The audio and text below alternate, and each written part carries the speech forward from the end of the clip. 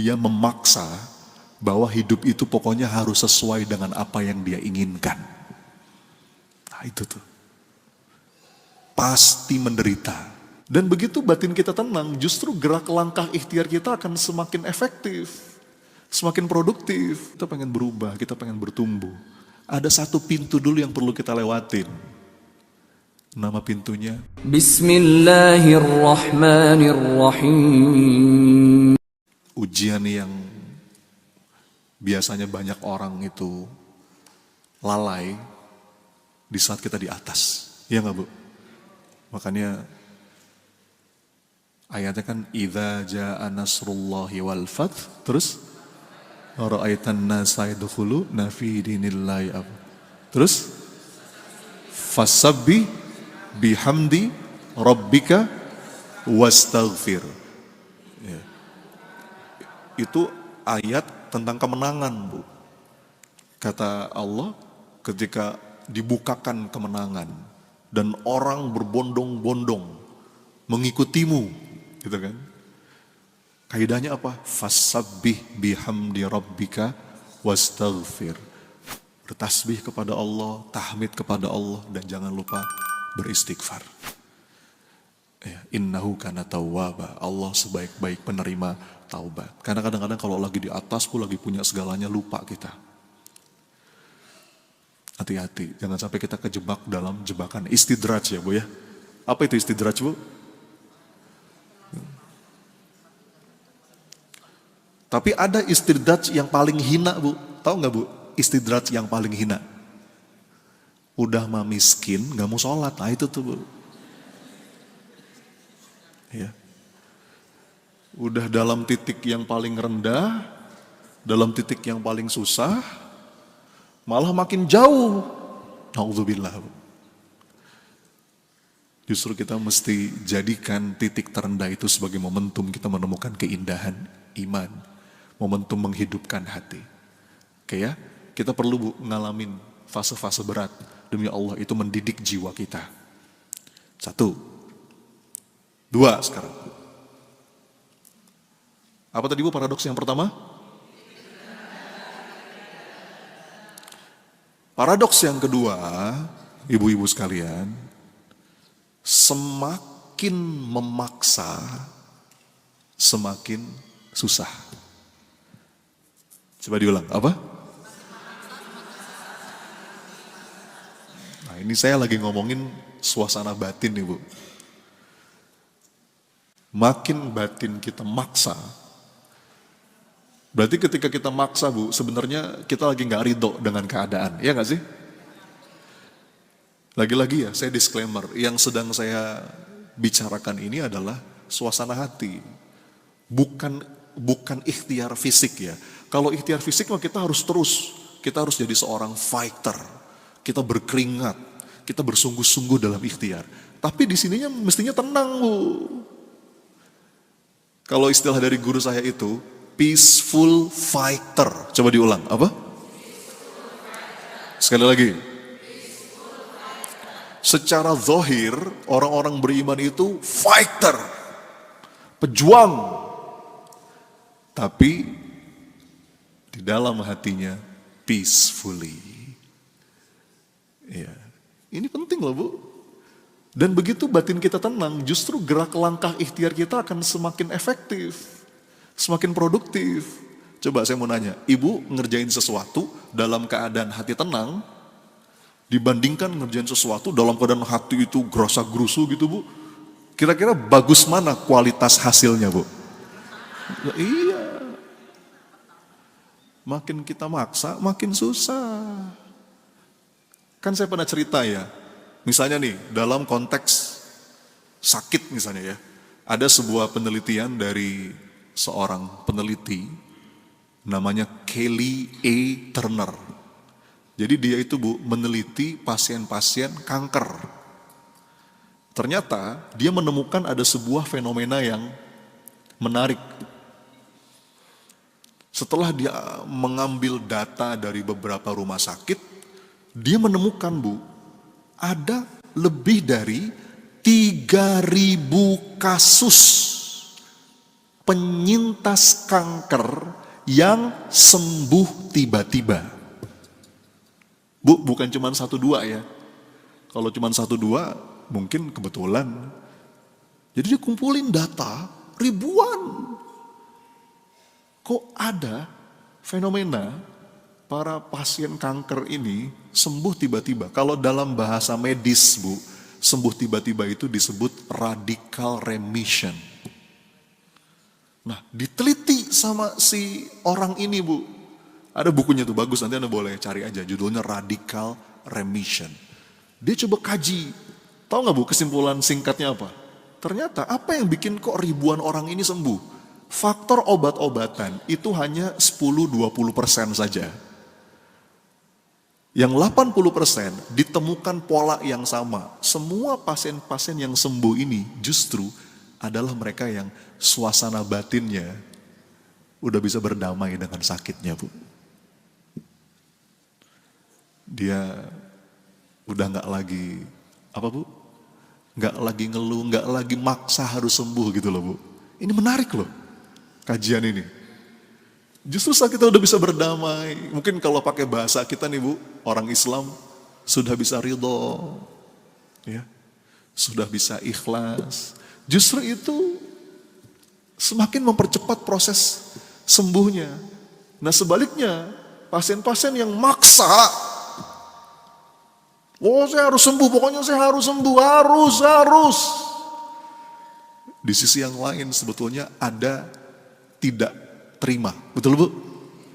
Dia nggak mau menerima sakitnya. Dan semakin dia nggak terima, Bu, semakin susah sembuh. Buktiin aja, Bu, kalau nggak percaya.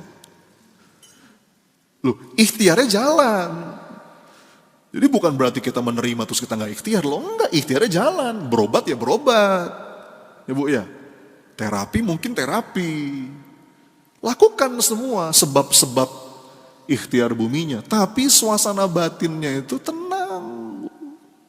Dia udah bisa berdamai dengan sakitnya. Ini penting loh, Bu. Dan itu kunci untuk bisa healing. Ya. Itu sakit fisik. Sakit mental gimana? Sama. Ternyata ada seorang psikiater namanya M. Scott Peck.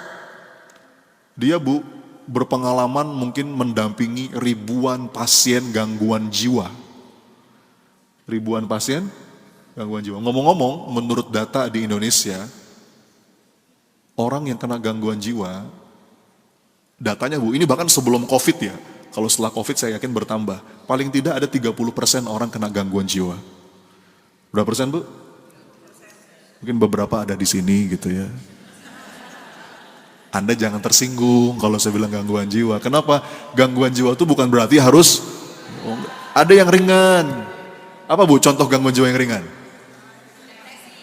Temperamen, senggol dikit bacok, susah tidur, baperan, gampang lupa. Itu termasuk loh, Bu. Coba sekarang saya mau nanya, Ibu pernah nggak begini nih? Jujur ya, Ibu buka HP, terus abis buka HP Ibu ngomong gini, bentar, saya mau ngapain ya? Pernah, Bu? Pernah nggak? Itu gejala gangguan jiwa. Saya serius ini, saya nggak bercanda, Bu.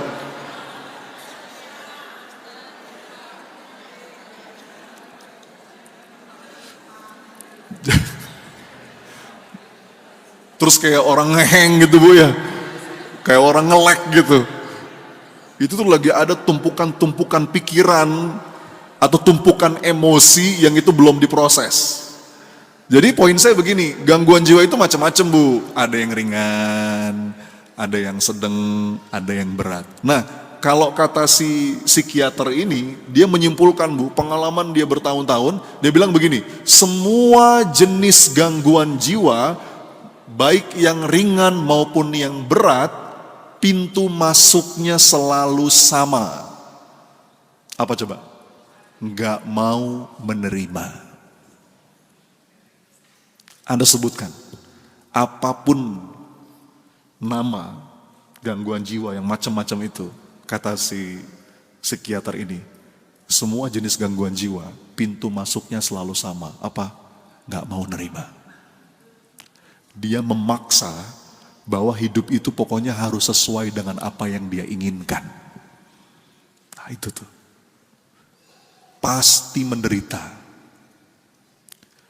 Jadi kalau pertanyaannya kapan sih coach kita bisa pulih? Pulih itu bermula saat kita berhenti memaksa. Bahwa hidup itu nggak harus sesuai dengan apa yang kita inginkan. Karena boleh jadi apa yang kita nggak suka justru itu malah baik. Yang kita nggak suka, yang kita suka itu malah nggak baik gitu loh.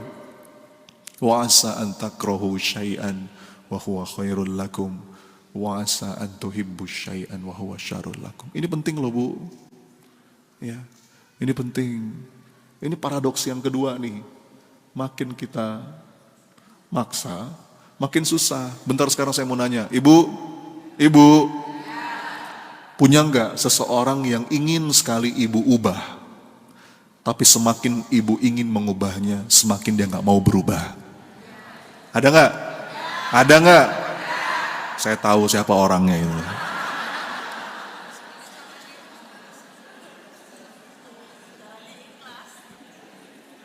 Ibu tahu nggak kenapa Ibu sulit mengubah? Karena Ibu tuh maksa. Ibu tuh memaksakan kehendak, nggak bisa Bu. Bahkan dalam dakwah pun itu nggak boleh maksa loh Bu. La ikraha fiddin. Dakwah itu kan seni mengetuk pintu hati. Makin Ibu maksa, makin sempit dadanya, makin rumit urusan. Buktiin aja kalau nggak percaya. Makin sempit dada, makin rumit urusan. Tapi ketika kita bisa melapangkan dada, kita berdamai dulu, ya.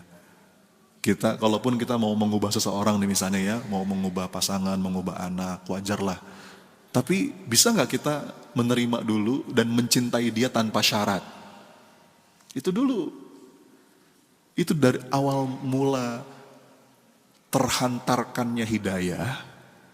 Ketika si dai itu punya cinta tanpa syarat kepada madu'unya. Madu'u itu objek dakwahnya Bu. Makanya dai itu kan cintanya mesti besar. Gak boleh Bu, dai itu berdakwah pakai nafsu tuh gak boleh. Dai, kita semua kan dai Bu. Kata para ulama, nahnu du'at qabla kulli syai'. Kita nih Bu, pada hakikatnya dai. Ya. Kita berusaha ngajak orang kepada kebaikan, ya kan? Ya minimal anak, pasangan, orang-orang terdekat. Kita nih dai. Apapun profesi kita nih dai.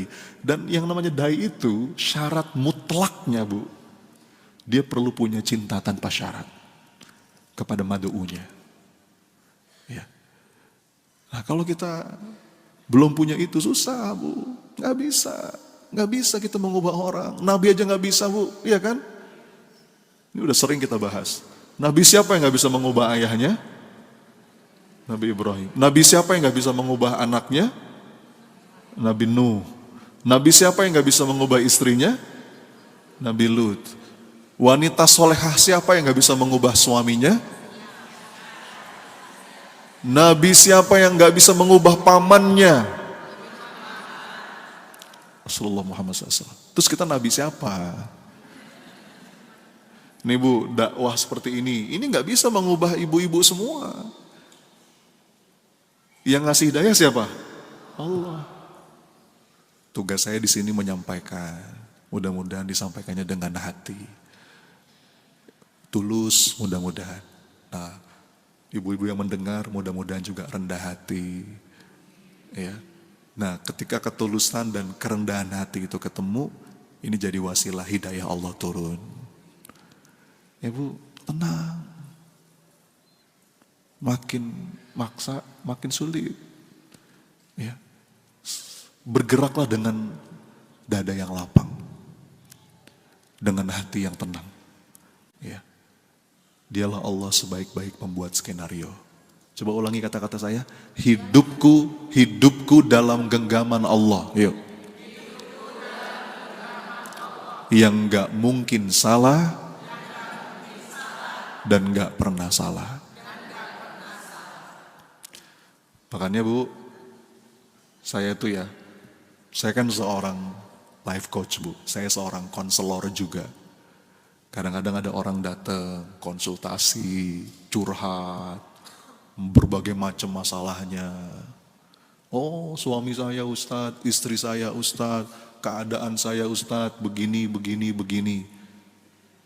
Yang saya lakukan itu Bu, nggak langsung ngasih solusi. Bahkan kadang-kadang saya nggak ngasih solusi apapun. Tapi minimal, gimana nih pelan-pelan ya, saya bisa mengantarkan orang itu pada sebuah keadaan batin, lapang dulu dadanya. Karena begitu kita nggak menerima Bu, berat. Ya, nggak bisa. Kalau dalam teori perubahan itu, kita baru bisa bertumbuh, kita baru bisa berubah setelah kita melewati satu pintu awal yang namanya berdamai. Apa Bu? Kan masih ingat ya, kemarin saya pernah cerita kalau nggak salah.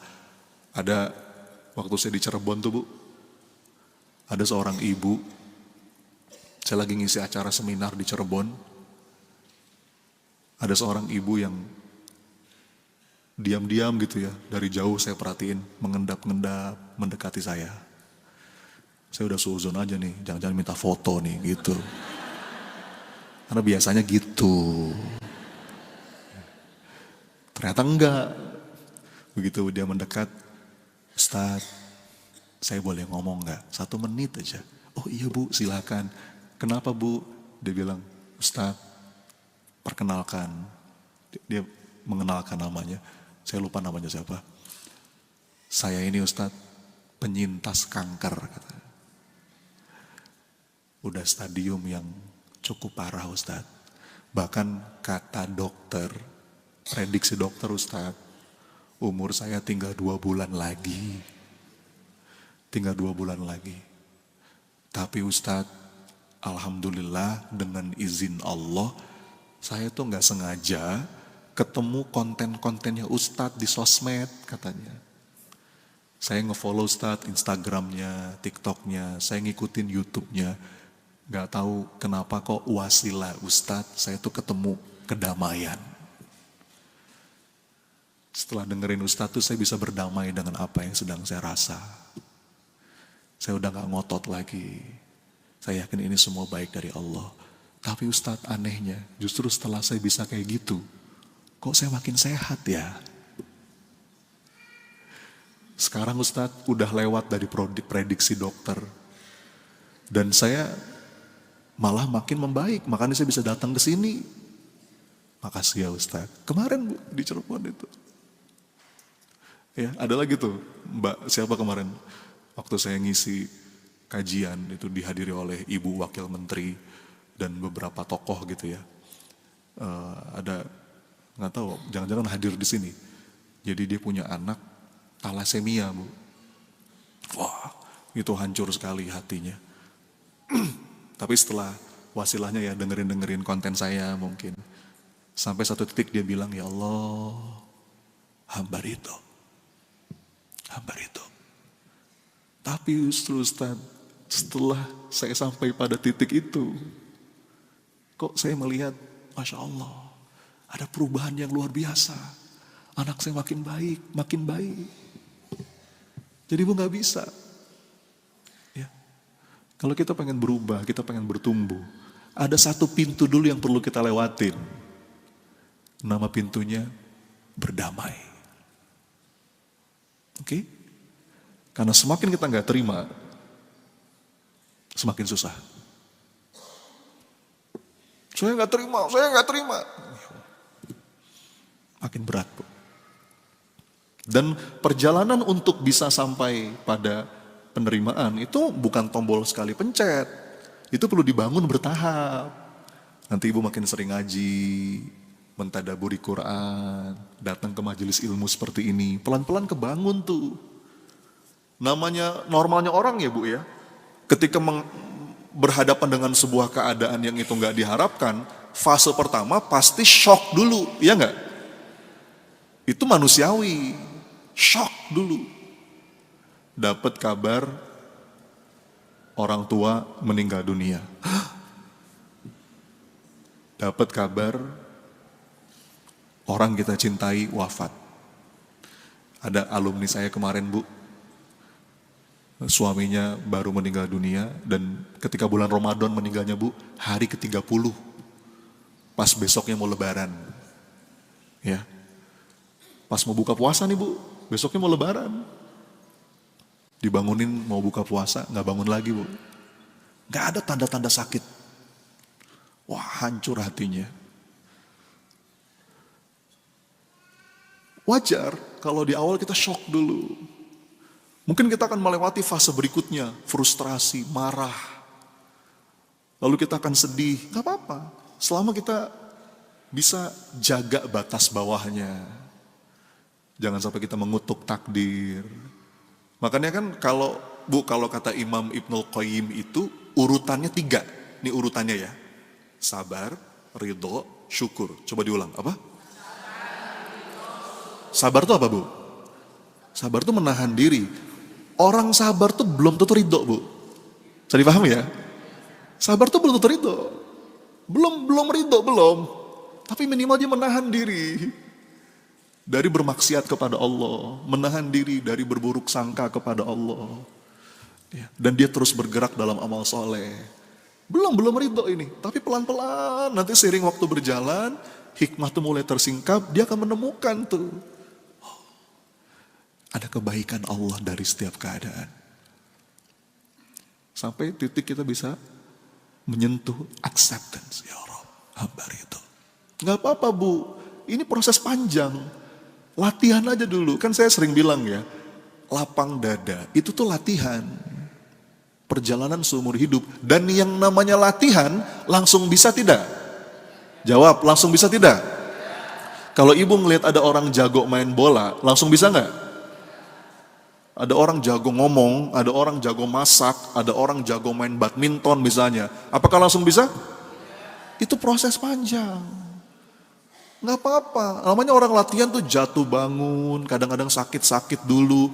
Nggak apa-apa. Mungkin belum sinkron nih antara mulut dan hati. Di sini masih berat. Tapi di sini, ya Allah, hamba ridho. Oh, Allah tahu tuh. Gak nyambung nih. Tapi Allah tahu kita lagi berlatih untuk tidak sekali-kali mengutuk takdir Allah. Tidak complaining. Ini semua ada hikmahnya dan semua pasti baik pada akhirnya ya Rabb. Ya. Yuk coba kita latihan lagi. Duduk yang nyaman, Bu. Ayo, Bu, duduk yang nyaman.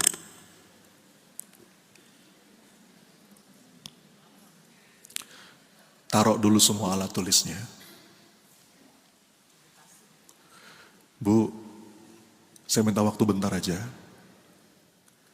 Kita tafakur beberapa menit ya. Coba sekarang pejamkan matanya. Diatur napasnya. Ibu-ibu sekalian, saya nggak tahu cerita hidup Anda. Kita punya kisah yang beda-beda. Tapi namanya hidup kita pasti pernah ya mengalami sebuah keadaan yang mungkin kita tuh nggak enak gitu. Keadaan yang menyesakkan dada. Coba Anda bayangkan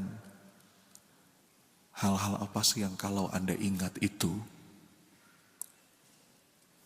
Anda tuh ngerasa berat gitu ya. Saya nggak tahu kisah hidup Anda, Bu.